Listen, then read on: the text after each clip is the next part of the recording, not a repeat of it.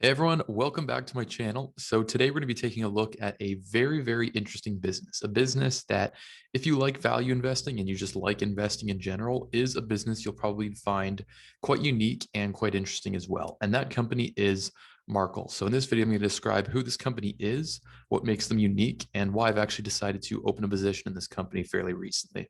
So Markel is an insurance business that specializes in more obscure forms of insurance. Some examples include insuring indoor camps, fitness facilities, even paintball facilities, the Olympics, and several more.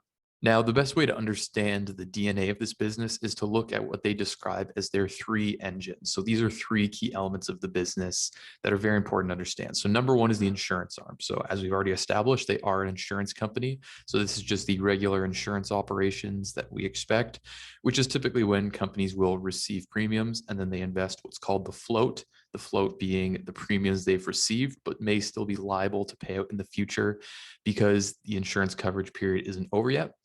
And this also includes the reinsurance arm, which is when insurance companies pass on some of their insurance liabilities to other insurance companies and basically just share the responsibility. They also have their equity investments, which we'll get more into in a second here. And they also have Markel Ventures, which you could compare. It's pretty similar to Berkshire Hathaway. It's kind of an arm of the business that invests in individual companies. These aren't public companies.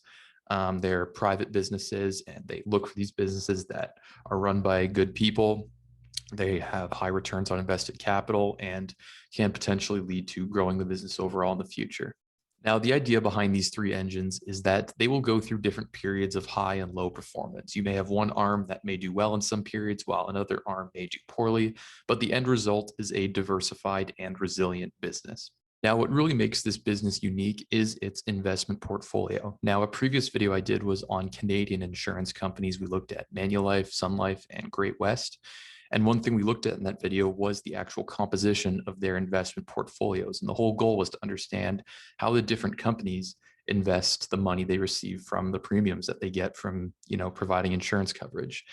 And one thing that you'll notice about Markel is that its allocation to equities is extremely high. You can see in 2020, 28% of its investment portfolio was in equities. And compare that to some of the Canadian insurance companies we looked at. Those were all in the range of 5 to 6% in equities. And they even had about 5 to 6% of their investment portfolios in cash. The vast majority of their investment portfolios were in high grade debt. So government bonds, high grade mortgage bonds, municipal bonds, and those tend to have a lower return. So by Markel having a higher allocation into equities, you're typically going to see a higher return, which can lead to the business growing a bit faster. And if we scroll up here, they provide some details on the actual annual return that they have achieved in their equity portfolio. And it has actually beaten the S&P 500. If we look at 5 years, it's about 15.5%.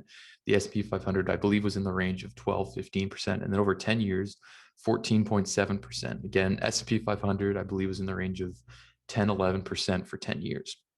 So it has performed well, and it does show that management is capable, and they do have a proven track record at actually managing the equity portfolio. Now, they are an insurance company. They do need to have most of their portfolio in short-term debt because they do have insurance liabilities that are obviously constantly coming due, so they can't just put all of their money into equities. But this is definitely an interesting sign to see, and one that makes this company very unique.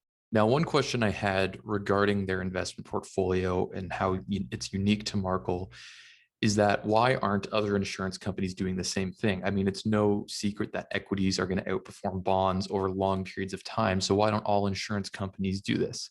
And after doing my research, I think the reason is because they just don't have the investment expertise that Markel does, or they don't have the confidence in their equity picking abilities that the management of Markel does. So Markel, for those who don't know, is led by Tom Gaynor.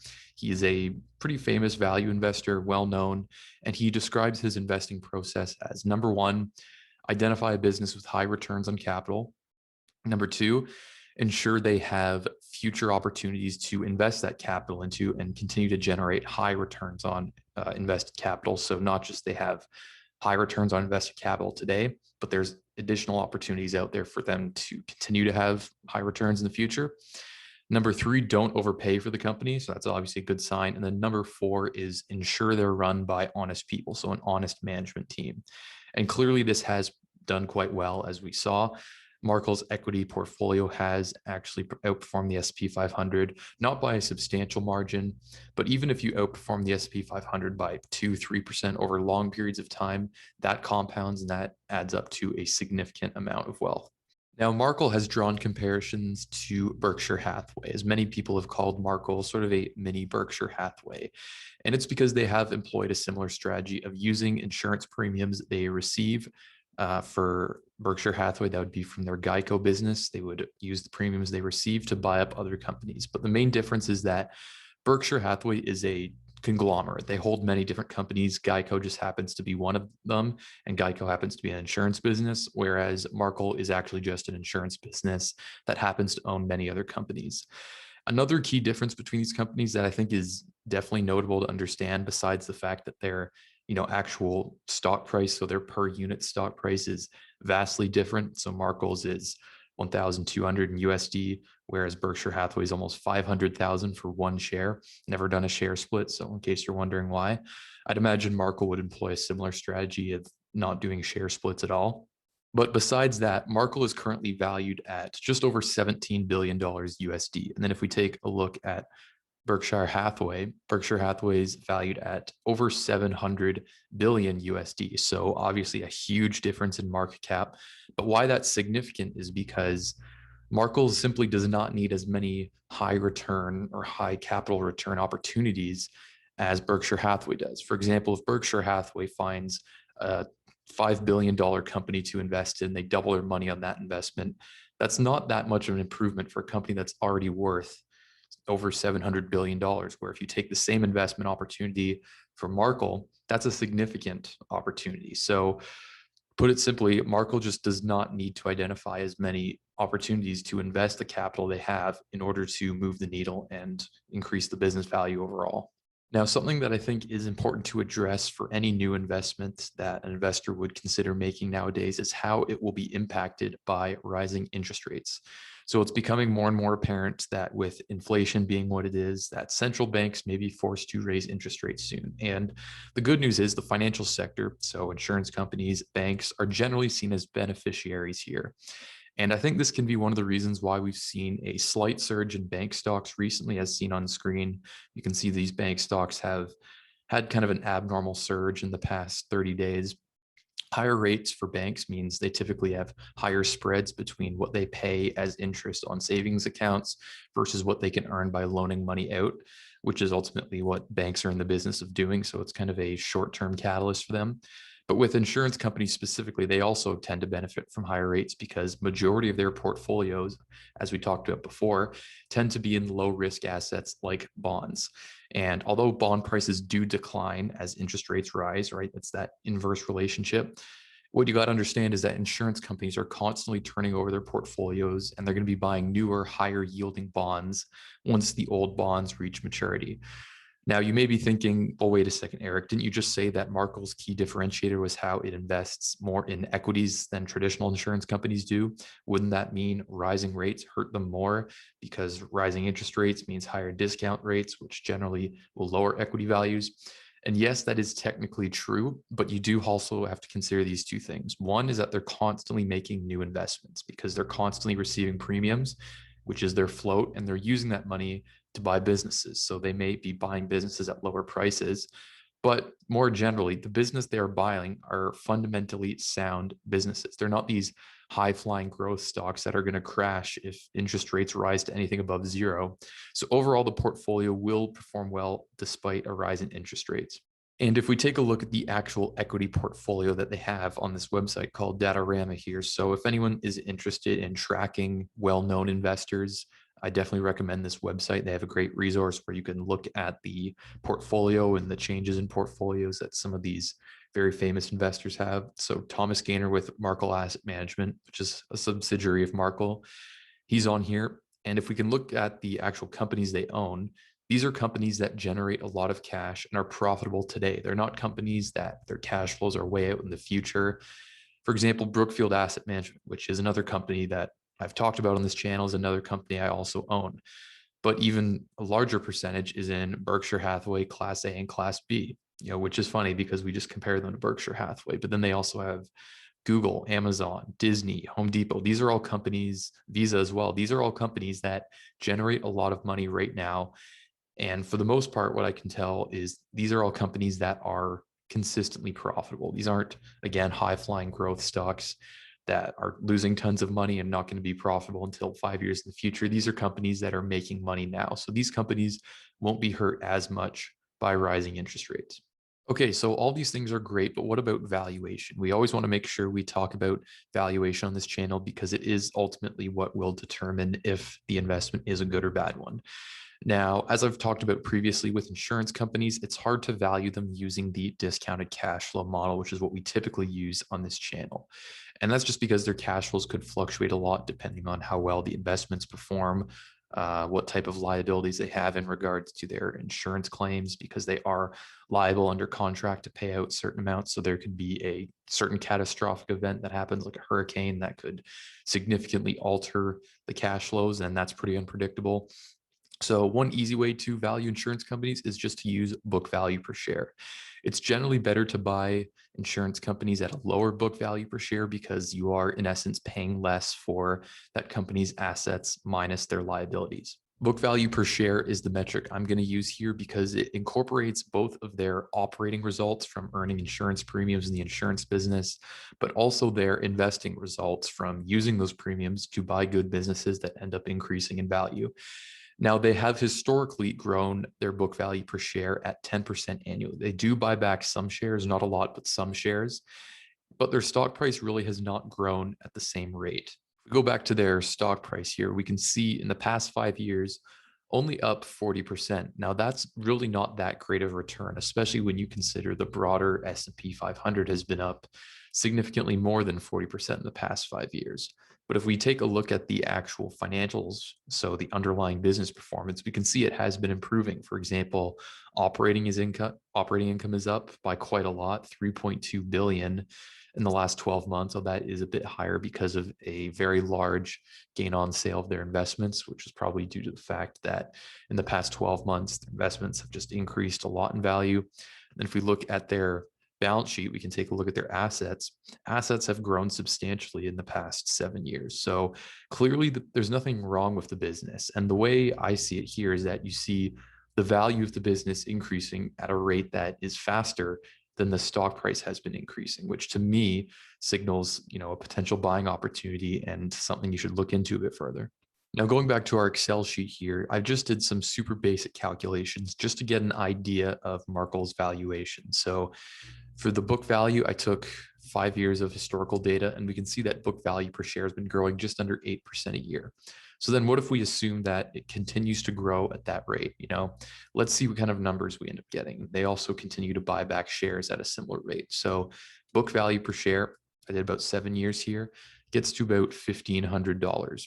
So then in order to determine what the actual share price would be, we would apply a multiple to that. Now, currently, their multiple is about 1.2. So 1.2 price to book value, which would give us, if we assume it stays at the same multiple going into 2027, we would get a share price of $1,800. And then we can play around with the multiples to see how that would impact the share price and then how that would impact the return. They don't pay any dividends, so the return would just be from an increase in the share price. Now, let's look at what this multiple has been historically, going back many years. So you can see it went down significantly in this period here, likely due to the financial crisis that occurred. It then stayed pretty low for quite some time, but then it went up, and we can see going back to the 2015 period, it's traditionally been in the range of 1.5, 1.4. So really, it's not out of question to assume that at some point in the future, Markel's multiple could expand up to 1.5, and it is actually quite low currently at 1.26 to where it has been in the past few years. There's obviously a huge decline here during that thing that happened in early 2020. But in the years before that, it was hovering in the 1.5, 1.4 range.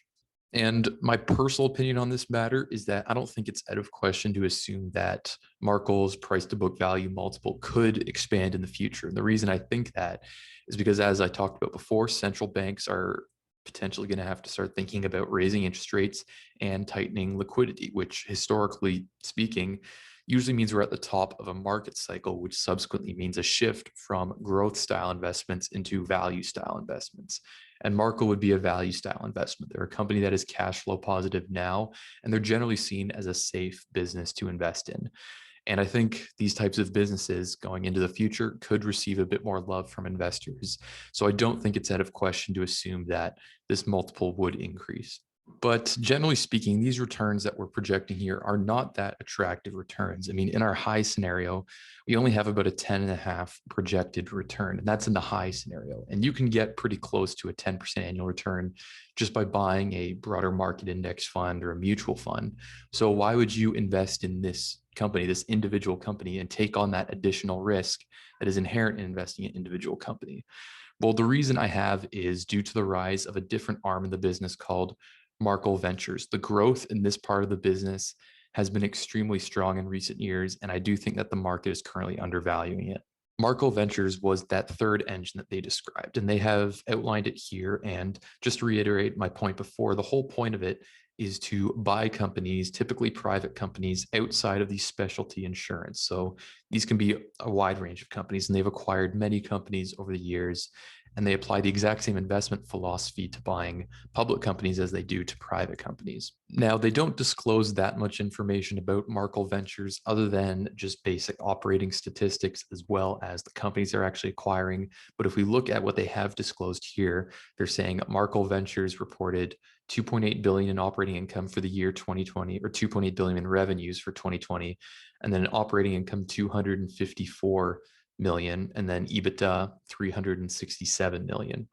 So I was curious to see what type of operating performance did Markel Ventures have 5 years ago versus in 2020, and what happens when we project that growth out into the future, so 5 years into the future. So in 2016, they had 1.2 billion in revenue and 165 million in EBITDA. So the 5-year growth rates on each of those would be 18.5% for revenue and 17.3% for EBITDA. Now, if we project that out into 2025, we get 6.5 billion in revenue and 815 million in EBITDA. Now, keep in mind, it's currently valued at $17 billion. And also to put that in perspective, their 2020 premiums revenue, so insurance premiums revenue, was 5.6 billion. So based on these growth rates, it doesn't seem unreasonable to assume that several years down the line, Markel Ventures could end up being the key driver of profitability in the Markel business overall. And the fact that Markel has a division like this that is growing at such a high rate, and they still only trade at 1.2 times book value, which from what I can tell seems pretty average or even a little on the low side for insurance companies. To me, it seems the market is undervaluing this growth engine that Markel has. And you combine this with the fact that you also get their strong equity portfolio, which has historically beaten the market, along with a resilient and sustainable insurance business. To me, that all makes for a great investment. But again, this is just my personal opinion. So Markel is essentially a zero-cost ETF. Because of the many companies they own, you do get diversification along with an experienced and proven management team with a great investment track record, and you don't even have to pay them any management fee. And at a $17 billion valuation, they're not yet at a point where capital allocation is too burdensome for them. And with the exceptionally strong growth that we just saw in Markel Ventures, I think this is a business that the market is going to learn to appreciate even more into the future. In a way, it's pretty similar to Brookfield Asset Management because you do get diversification along with a proven management team at absolutely zero cost. So anyways, guys, that pretty much does it for this video. So I hope you did enjoy it and you found it useful. If you did, then please leave a like and also subscribe if you're new to the channel and you like this type of content. And I'll see you guys in the next video.